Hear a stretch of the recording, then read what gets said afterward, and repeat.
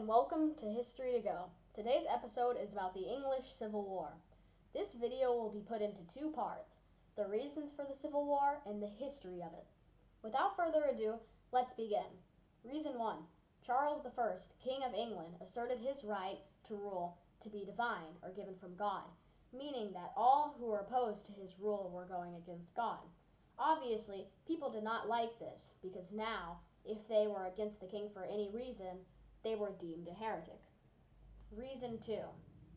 Charles I had to raise taxes to fund wars all across Europe, which Parliament and the people had to pay. Reason 3. Charles I had sympathies for Catholicism, even though most of the country was Protestant. He was even married to a Catholic princess. The Parliament, which is a bit like the government in the United States, not to say there are no differences between the two, did not like this and tried to limit the king's authority.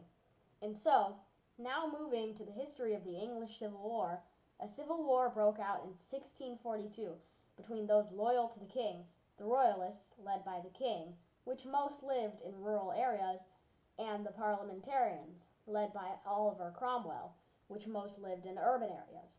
Even though there were more Royalists in rural areas and more Parliamentarians in urban areas, many people stayed neutral.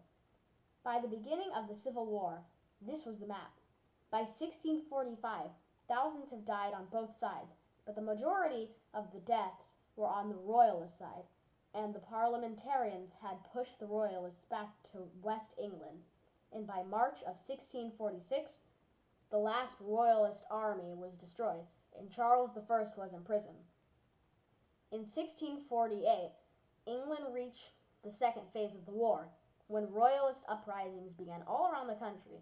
But like the first phase, the Royalists were crushed, and in 1649, King Charles I was beheaded, and the Commonwealth of England, a republic, was established. Many Scottish and Irish found this unacceptable and supported the Royalist cause, beginning the third phase of the English Civil War.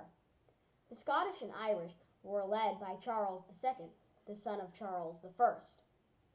The armies led by Charles II suffered great losses until they lost the war, and Charles II was forced to flee the Kingdom of France.